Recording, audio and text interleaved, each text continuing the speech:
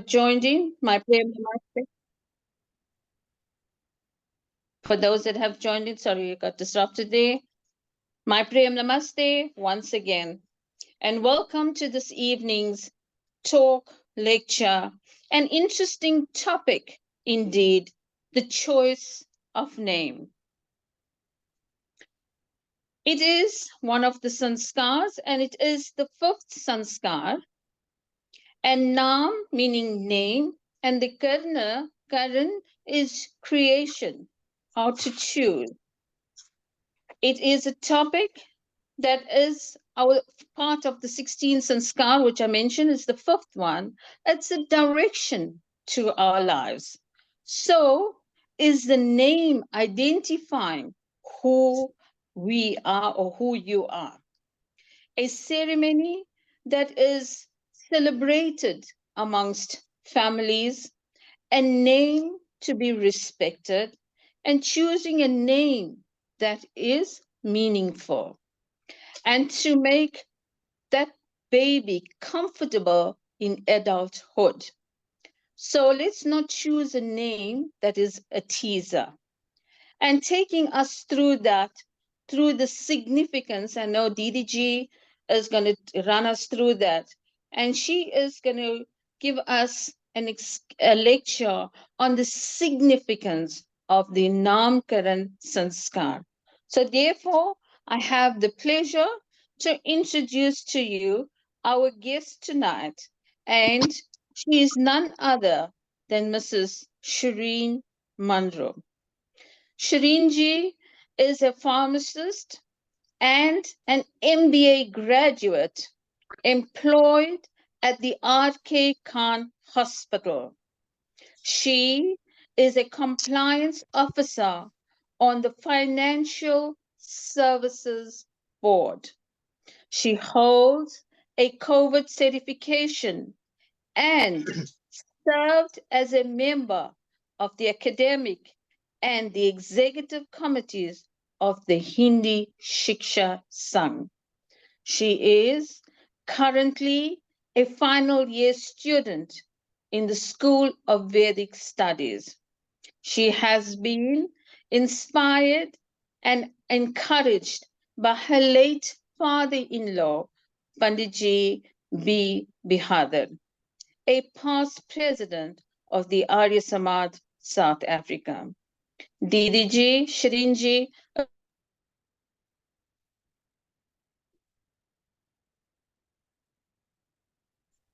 Big.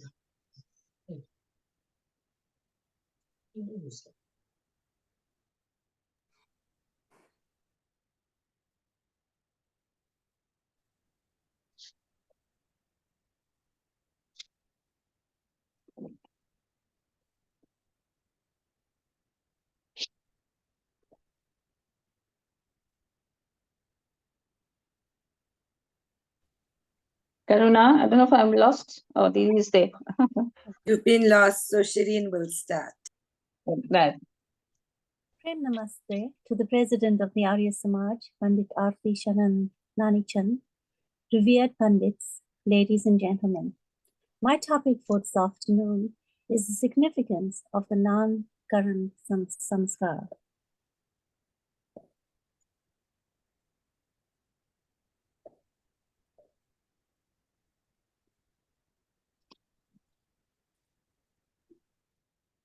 This is the fifth out of the 16 sanskars of life.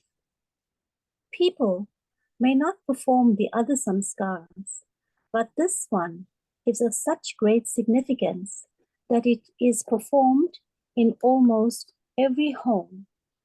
Let us consider why this is so. No object has an identity without a name. Unless an object or a being has a name, one can relate only a perceptual awareness to that object or being. It will not be functional, practical, or conceptual. Being nameless will therefore carry an uncertain perception and transform this to a positive perception. One will have to name that object or being.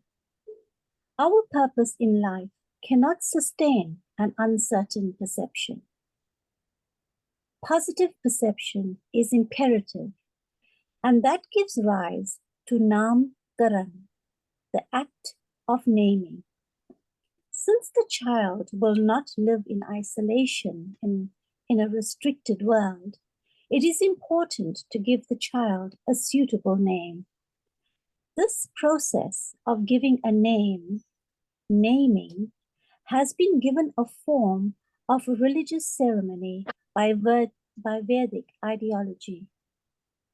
One may ask, what is the reason for giving a religious connotation to the ceremony? Can giving a name alone not be sufficient? The objective of a Sanskaar system is to develop a human which is superior to the best and higher than the most elevated.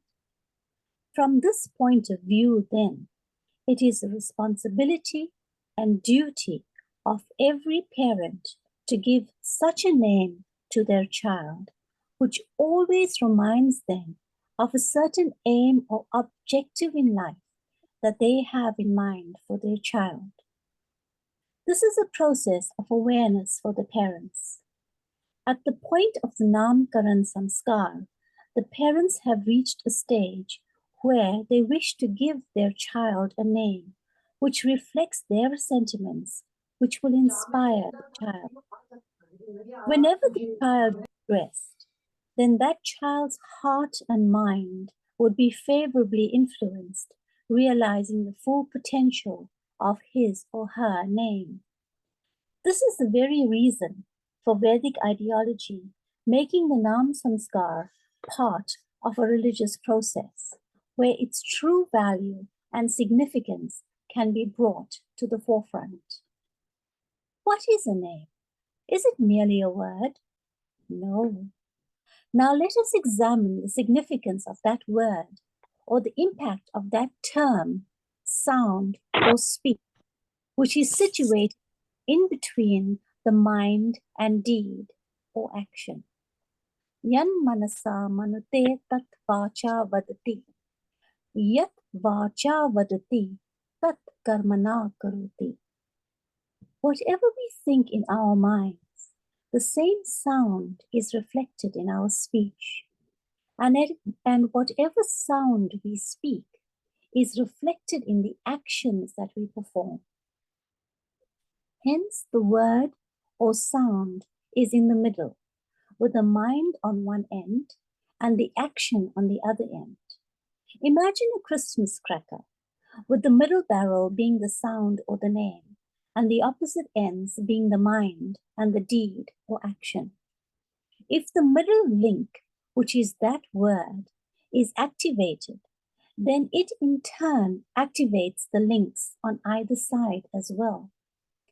If we extrapolate this, it means that that subtle sound or word or name influences both the mind and action.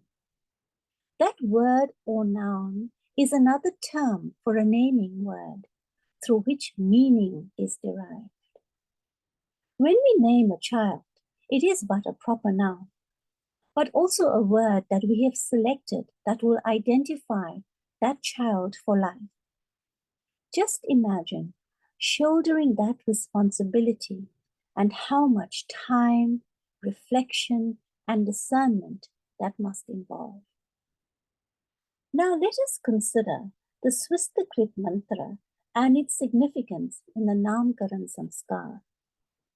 Yadyasya karmano tyari richam yudvanyo namiha karam. This mantra means that the child should not indulge in excesses, but follow the middle path of life. The path of moderation is the right path for which effort is made to influence the child's mind. The first Vihariti mantra, Bhu Agnaye Swaha, means that the fire in the child should always be even. Fire here relates to the vital forces in the body. The body temperature should not be too high or too low. The digestive fire is also of importance, as we all know that a well-functioning gastrointestinal tract augurs well for the child. This oblation is thus for the child's health. The second verse of the mantra, Bhuva Vaive Swaha, means that the wind in the child should always be normal.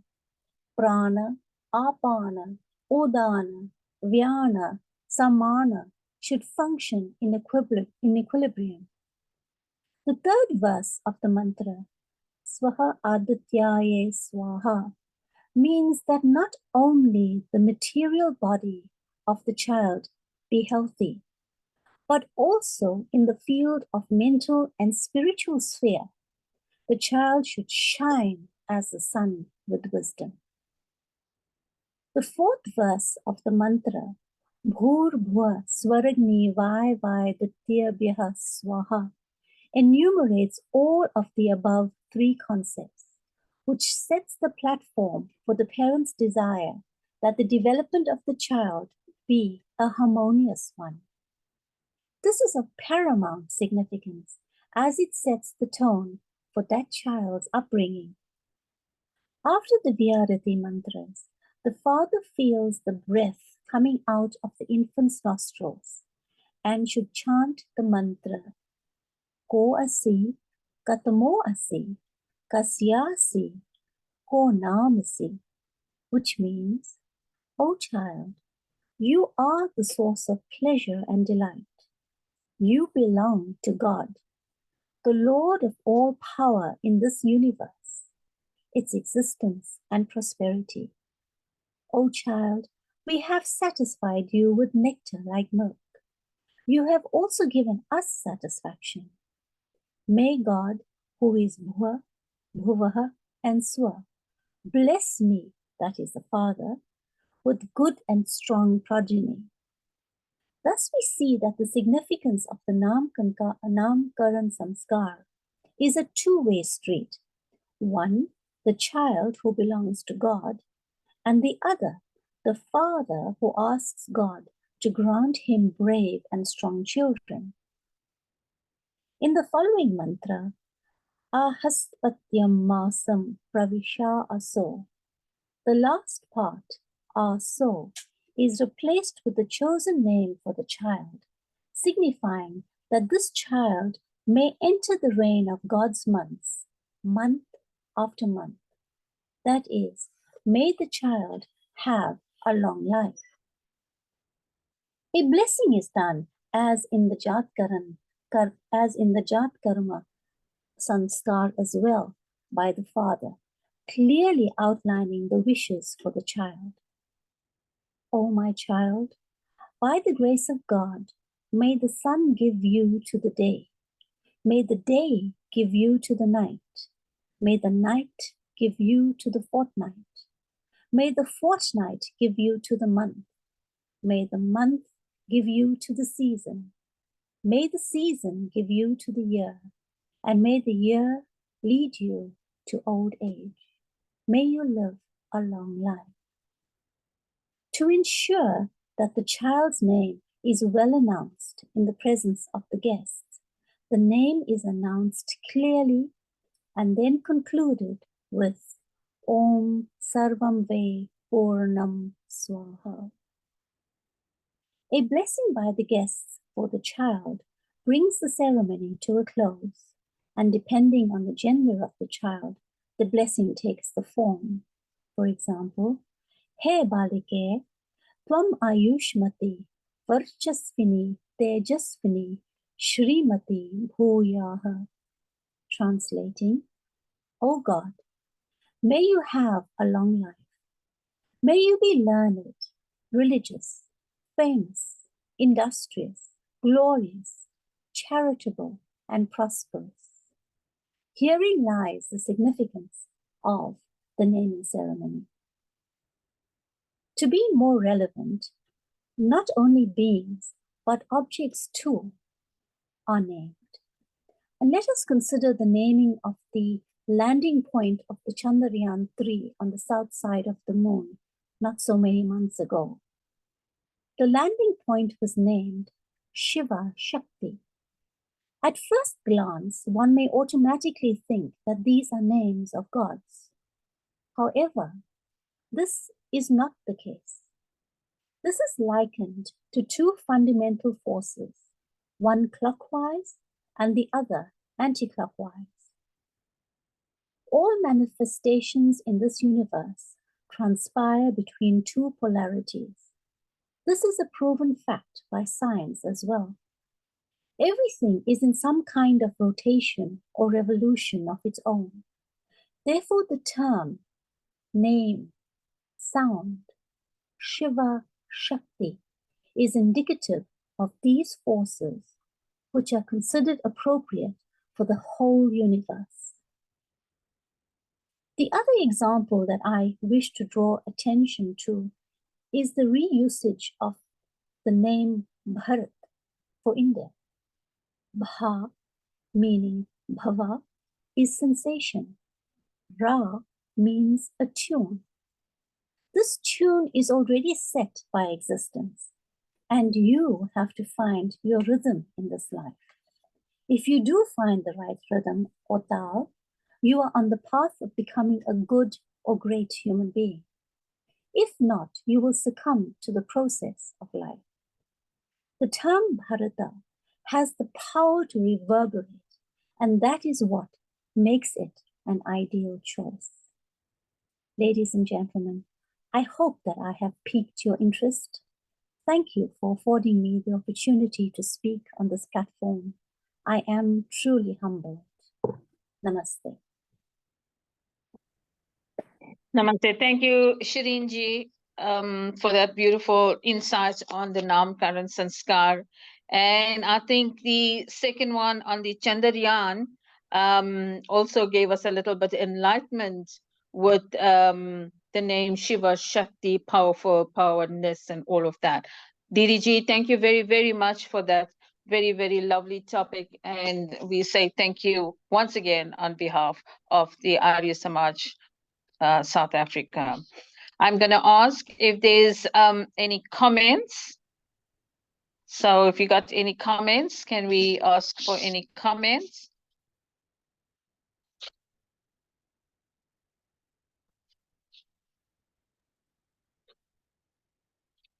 Is there a comment? I can't see anything on my side of it.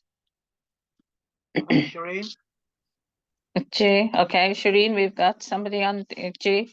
Yeah. This is Pandit Bharat from New York joining. Very Oh, wow. interesting presentation. Thank you.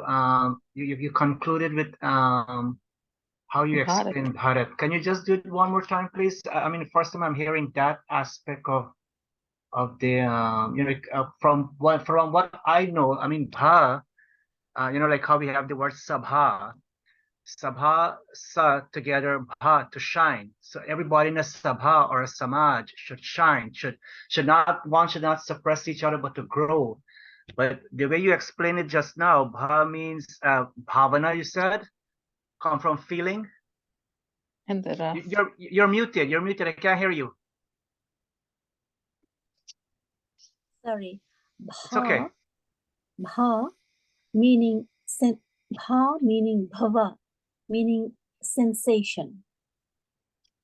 So it is a bhavna. It is an emotion that is invoked.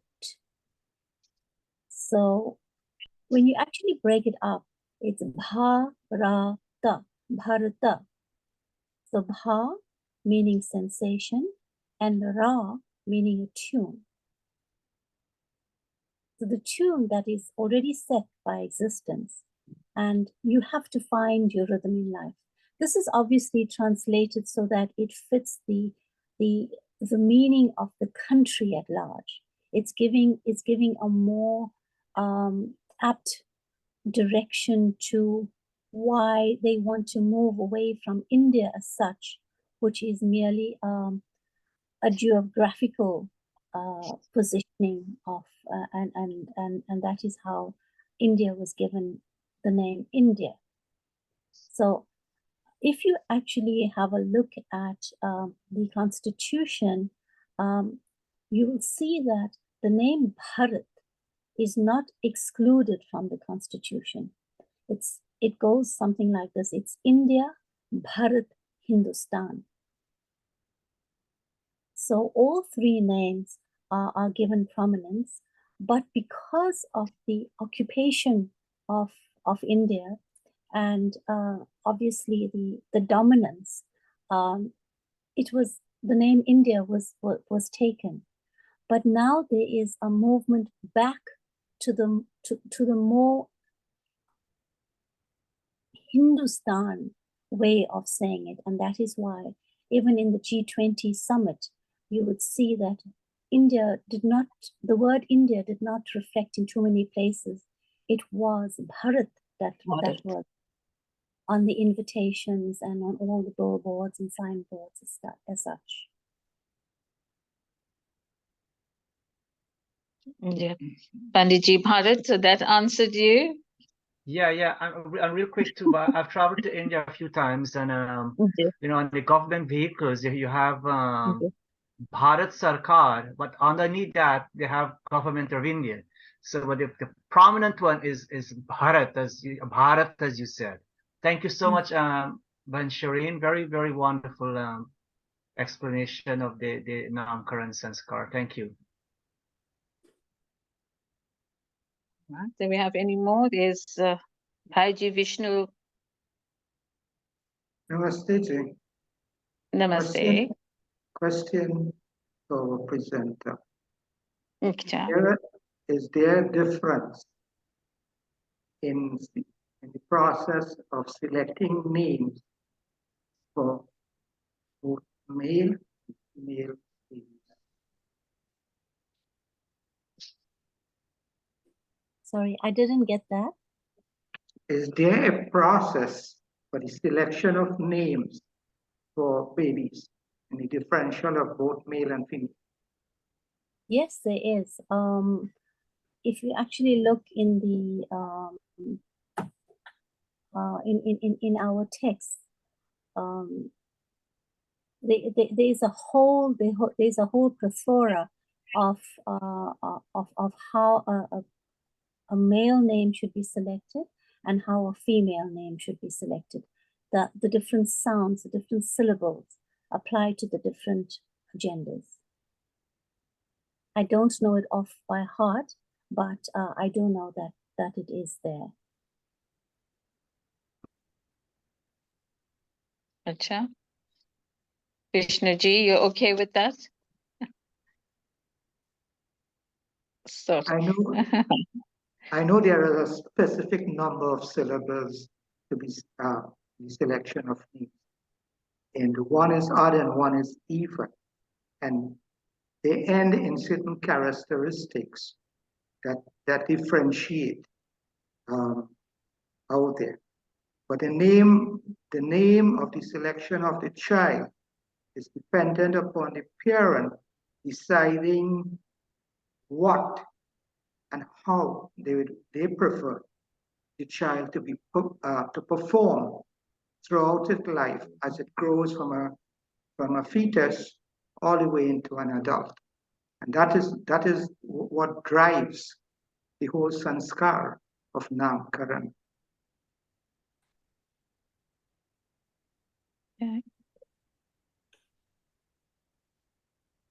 Okay. I want to come to the namaste to everybody. It's Karuna speaking. Shireen, I think Bharat Bhai from New York, Pandit Bharat, brought up a very good point about, the naming and how even the Indian government's constitution refers to Bharat, Hindustan. But, if you look at the naming of from a geographic perspective, and you look at colonization, and you look at the indentured people that actually went to different places, a lot of names were actually lost, the true essence of names. And, you have a lot of different ways in which people adopted Christian approaches to naming. A lot of mistakes were made by the authorities on people's names. So, the first name became a surname and the surnames were dropped. What's your comments on how we can actually rectify some of those things? And, where can we go and how can we spread the message of the importance of choosing a name? I've worked in government, and I'm always interested in all the names that you find. You find somebody with the name Grace and they have no grace, or you have a name Rose, and there's always issues about how people got their names. But even if we look at the South African context, a lot of names have a lot of good meanings, especially if you ask people other than, the word Donald, what is your real name?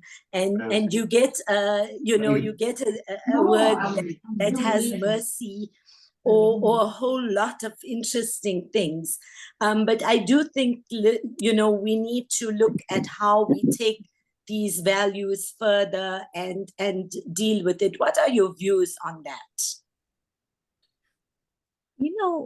The mere fact that you actually hold a ceremony for a Naamkaran Sanskaar, you invite people to your home, you prepare for the ceremony. That in itself is the first step that you are actually taking to say that, look, I have this newborn baby. And basically the only thing that you can give that child is the samskar and its name. You will have to decide exactly how you want to raise that child. Actually, I shouldn't use the word raise. How you want to bring that child. Yes. And it is, as the actual prayer, the actual samskar is not only for the child, as I have mentioned, that it is also for the father, for the parents as well, to actually make them acutely aware of their responsibilities going forward. They will have had to have given thought to that name. That name would have to resonate within themselves. And then they will have to transfer that to that child, and then bring that child up in that sort of environment, in that sort of vein that will match the name that they have given that child. So it's something that the parents will have to go back over and over again, especially when things go wrong. They will have to go back and they will have to remind themselves, look, this is what we decided to call our child. We need to follow that path. And obviously in a harmonious setting, which is not ideal, we have lots of things to deal with in the process of life. But if we always go back to where we started, there will always be some direction and always be some hope. But we have to realize that this is a continuous process. It is not something that we do for one day and we forget. So we'll have to envelop it, develop it, and integrate it into our lives so that it is a constant reminder of how we should do what we want to do, how we should use our knowledge, how we should use our enlightenment to actually better our lives and better our knowledge. So I would say that this is just the first step, but it is an acute awareness that the parents are opening themselves up to. Thank you. Didiji, may I add to that? Choosing a name, like I said in my intro, that let it be meaningful. let not that name be a teaser. You know, when you call somebody about a short name, not let it be, you know, I came across a name of recently, and I just looked at the parents, and I looked at everybody by calling the child Madison. Now, Madison, okay, you know, it's a good name, but then they're gonna call the child like Maddie, you know, and that was my comment. What are you gonna call her for short? Maddie. So like things like that do not suit that child. It did not suit because she's such a lovely little girl. So that's why choosing a name, we have to be very, very mindful of the meaning and, you know, the calling name. Now it's okay because she's a little one, but what happens later in adulthood? How are we going to call her name in the short form, you know, in that particular name? So these are the things that we have to be very, very careful of how we choose the baby or the child's name. And then you find, I have also noticed in some of them, some of us, you know, like the elders have a name, you know, one of these old, if I say old fashioned name, like a Durga Prasad or something of that sort, and now they want to change it, you know. And so I don't know, that is done through the, you know, to the affairs and stuff, and that is through the law going out to home affairs, etc. But as I said again, you know, choosing a name, let it not be a teaser. So we as parents out there, and we as priests out there, make sure that name is meaningful. Like we say, you know, let it be meaningful and not a teaser. Any other comments? Any questions? I have a lot of them on the chat Namaste, saying, namaste, Shireen, namaste, Pandit Devika. Jay, Mine is more,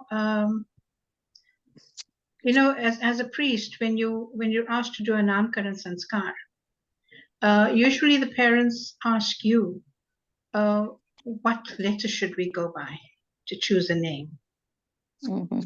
And I know this was done, this used to be done, you know, not very long ago, where parents used to consult with the priest and they used to look up the birth chart and things like that, and look for a suitable or an appropriate initial for the baby's name at that time.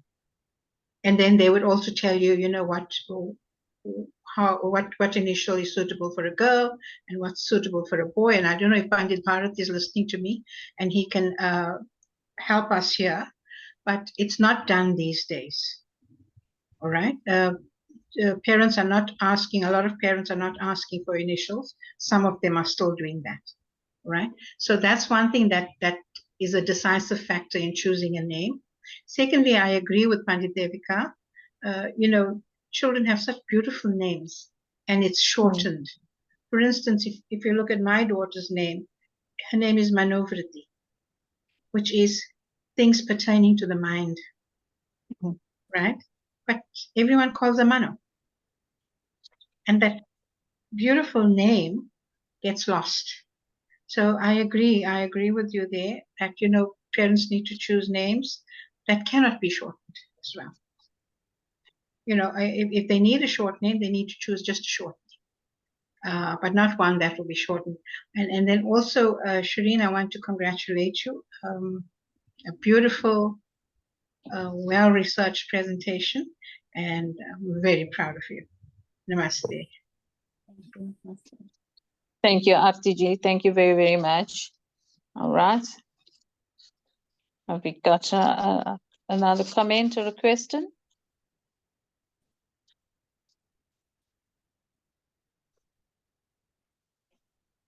Yeah, just a little follow up on what Arti just mentioned.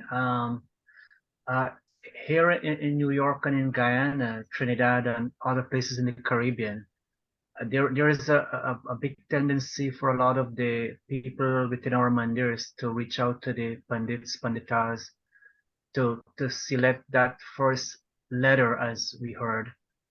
And as you said, Sister Ben Shireen, there is a process involving the panchang and looking, as we say, the nakshatra on the star under which the child is born. And based on that, that's how we select just the initial, whether it's Ka or Ma or Ya, and we give them that, and they make the choice.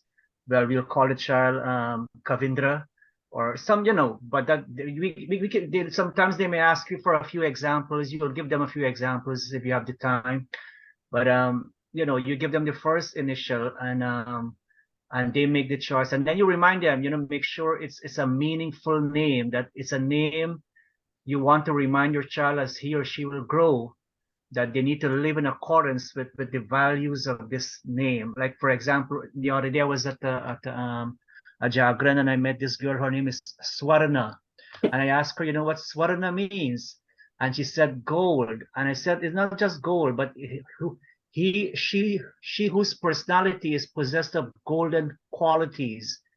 And her sister-in-law, who was standing right next to her, said, "You're so right, Pandit Bharat. Her qualities are so wonderful, so golden."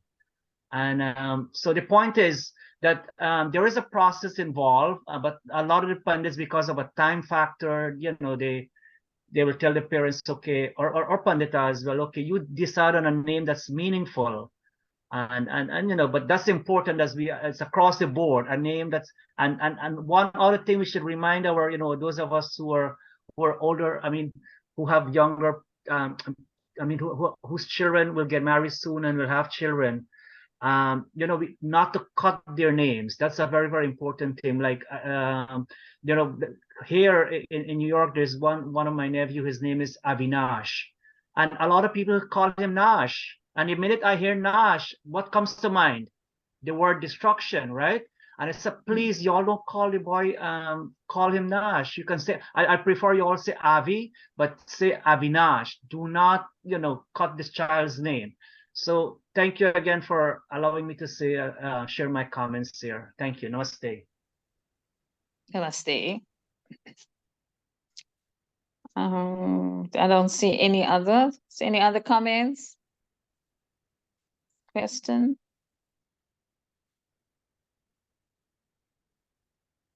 Does anybody wants to add to anything to Shirinji's topic, maybe?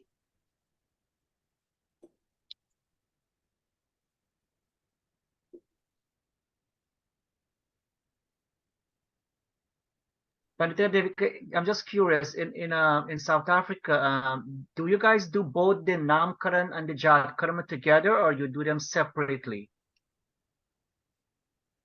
Sorry, I didn't hear that, Panditji. In South Africa, do you do the Naamkaran and Jatkarma together, or you do it separately? No, we do it together. Okay, because that's a common practice over here. Because according to Sanskaar Vidhi, it should be done either at the end of the first 3 months or towards the end of the first year. But most families here will do it before the end of the first 3 months. And we do both together, the Jatkarma plus the Naamkaran. Then the Naamkaran, yeah. Okay, okay, very good. Okay.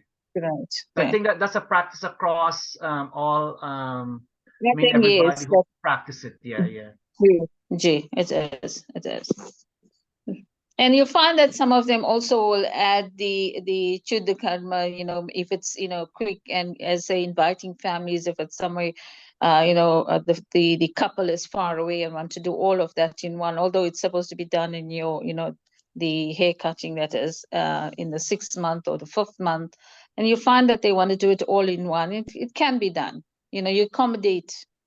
We try to accommodate.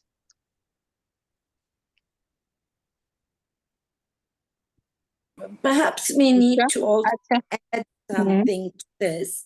The reason we actually selected the different sanskars to delve into them more deeply is while it all gets done together, it's important that we refresh our knowledge, refresh our ideas about what the different sanskars are all about, so that, when we're engaging with the yajmans and when we're engaging with society at large, we're able to explain the significance, the values, as well as the purposes of all these different sanskars. Absolutely. Absolutely. Acha. Is there any other? There's a lot of comments of great presentation to Shirinji. There's quite a few that's coming in from Vasanti, Bogo, Prakash Basant, Basdev, Kiara. So there was a few comments for the beautiful, enlightening presentation. Acha.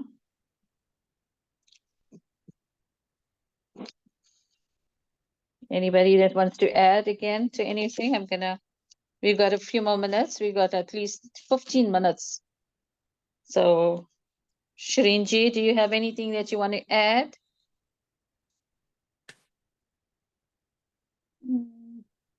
Not really. Acha. No. Okay. No, that's fine.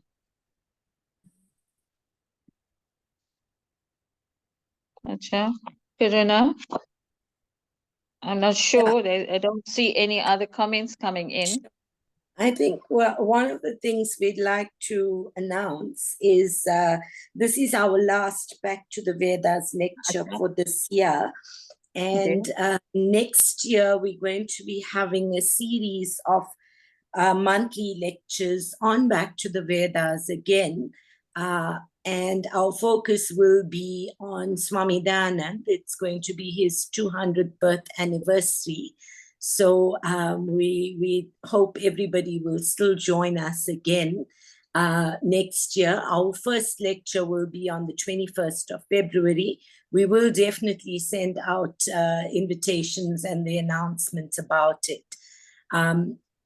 Next year, our lecturers will all be from within the Arya Samaj community globally. So we look forward to people coming in their numbers for these Back to the Vedas lectures. Thank you. I think if there's no comments, yeah, I see there's nothing.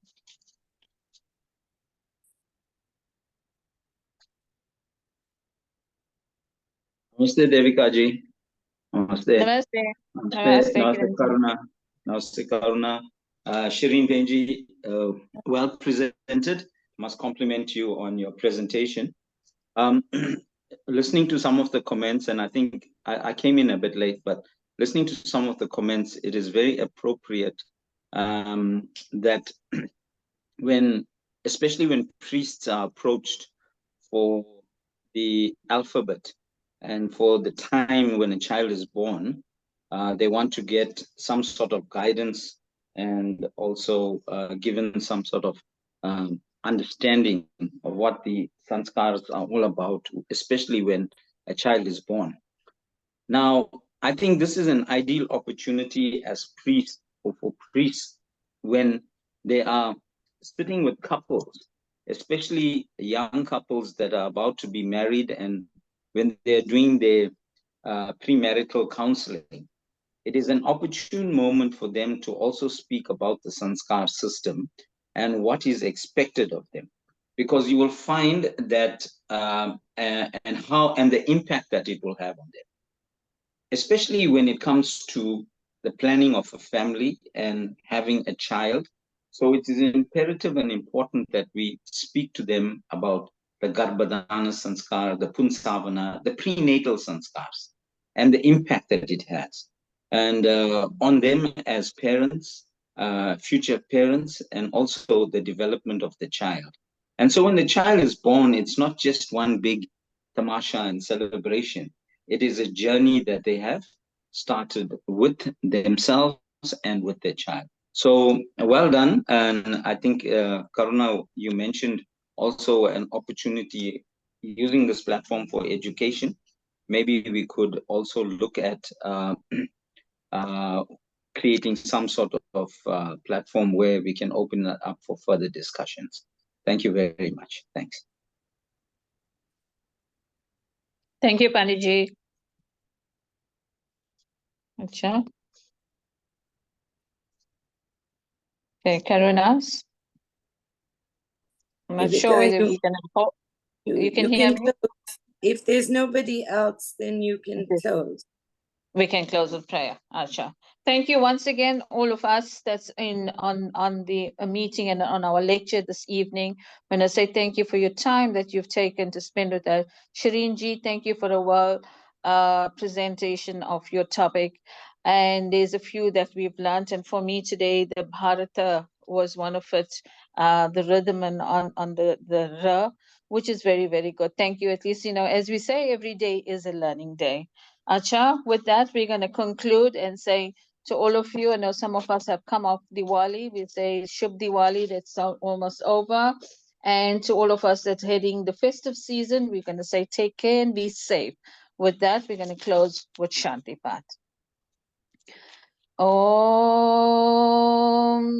Dhyo Shantirantariksham Shanti